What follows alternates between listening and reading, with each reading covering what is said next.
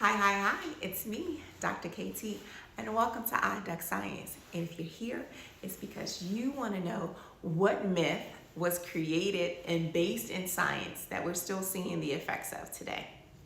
And I want to preface this with science is so powerful. It has the ability to create, influence, impact, and change laws, policies, and legislation. So I want to talk about how one decision created a domino effect that we're still seeing today. So let's jump into it. In the background of the late 70s, early 80s, we're seeing an influx of a drug called cocaine coming into the United States. Now, how it got here, that's another professor, another lecture that I'm not going to do. What we know, however, is that cocaine is coming in, and the users of cocaine tend to be of the very elite and the very rich population, very wealthy. Now, as this is going on, Dr. Ira Chasnoff created a study and published it in a well-known academic and scientific journal.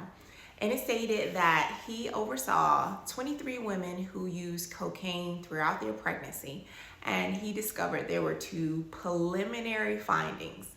The first finding was that the infants were significantly depressed, and the second one was that they showed a poor response to external stimuli, which simply means that the babies were not responding to light and loud noises and touch. And so he published this, and it was accessible to the masses. Let's talk about the next domino that's coming in. As this study is coming out, we're also again seeing that there's an influx of all of these drugs in the communities. What happens is the media is looking for answers. They get a hold of this article and they run wild with it. And when I say they run wild, they do. They take the data and they say, oh, these pregnant women who are using cocaine are creating crack babies. And these crack babies are going to be detrimental to the healthcare system of the US. They are going to be developmentally delayed. They are going to create all of this havoc, and taxpayers are going to have to place the burden or have the burden of paying for them for the rest of their lives. Now, hopefully you're saying, well, Dr. KT, you said the article was about cocaine and not about crack. And you will be right. So here's another piece. Again, cocaine is a very pure substance. And what we found is, again, it's expensive, so only a certain demographic had access to it. Now, there were some individuals who were able to manipulate cocaine and turn it into crack by adding some additives. Don't ask me the recipe, I do not know. Now, what we can say about the differences between the two, they are structurally very similar if you're looking at them in a chemical lens. It would be like looking at regular popcorn versus kettle corn. We know kettle corn has additives that is very different than regular butter popcorn. All right, so the news media has created this havoc of a panic attack to the entire United States. We're starting to see the White House saying that there's currently a war on drugs. So this leads to the next domino effect. Our legislation, our legislators got involved. So think of your mayors, city councils, senators, representatives. They got together and they started bickering across sides, as they always do. And what they did was they were spouting information that was not scientifically sound. It wasn't accurate. And I wish that they would have had someone in their office to simply say, we don't understand all this scientific jargon, and we need to talk to someone to explain it before we make decisions that can affect an entire demographic and population. But they didn't. And because they did not, we ended up with a new act, the Anti-Drug Abuse Act of 1986.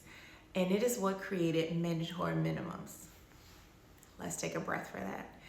Because if you know what I'm talking about, you know that this act single-handedly destabilized our communities as well as our family structure. Now, in this mandatory minimums, again, specifically for crack and cocaine, what we saw is if a person was caught with 500 grams of cocaine, they had to spend a sentence of a minimum of 5 years in federal prison. If a person was caught with 5 grams of crack, they had 5 years of minimum in federal prison. At this point, you should be irritated, your eyebrows should be going up, and your shoulders should be raised, because you should say, that is a huge inequality. 500 grams and 5 grams? Why is there such a stark difference? Remember, I said that the cocaine was more for our elite customers, our wealthy people, whereas crack was seen in poor communities. It was seen in Black and brown communities. And so this narrative continued. And now that we have this drug act that is present, we start sentencing the very people who need help. We start villainizing a specific demographic, which was pregnant women who were suffering with substance abuse. Let's call it what it is. So sometimes these women who were pregnant and using crack, they would sometimes get charged as drug dealers because they were dealing drugs to the baby. Rather than simply giving them help that they needed, we decided, and I'm not even going to say we, United States decided to lock them up. And so they were locking people up who had substance abuse and not helping them. And this, again, destabilized our families and caused all kinds of neurological trauma that we're still seeing today, psychological trauma that we're seeing today. And it has continued into now. We're still seeing rap songs and lyrics and other songs that are using this myth and perpetuating this stereotype that isn't true. And we're going to talk about how that myth is busted and broken down in part 2. This was just entirely too long to get all of that information in. Now, as we're starting to see this health epidemic, which it should have been called a health epidemic, a health crisis, to get the funds needed, we started to continuously see people locked up, people taken away from their families, and the substance abuse was never dealt with. Now, I'm going to end here and start with the 3 Ds so that we have room for next week and that I don't hold you too long. So first D, let's decode the science. What's going on? So there was a myth that was created in the early 80s, and it started by Time, Newsweek, New York Times, all of those major outlets decided to take that information and run with it and create their own narrative. Because of that, we started to see all types of mandatory minimums that were created, and we also got to see that there was a harsh inequality with sentencing. Second D, diversify.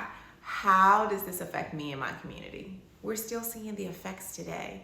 There are some severe psychological traumas that occurred from watching parents undergo or deal with substance abuse, watching parents being taken away or loved ones, and people are still dealing with that right now. The third D, dazzle. How do I put my spin on it? I'm gonna lean in. This is gonna take us or require us to be very active, and that means going to city council meetings. That means going to all types of different forums when there's new policies that are on the docket that are about to be voted on. Because if we're informed, we can protect this from happening again. Because science does not sit in a silo. And what that means is one decision from one individual can shape an entire generation as it did here. I wonder what would have happened if we would have had access to that information to simply challenge the science and ask questions. And it doesn't mean that all science is bad, because Dr. Ira Chasnoff said his results were preliminary. It was the media that consumed it and created an entire firestorm. So what I want us to do is make sure that we read, we question, and we lead with curiosity.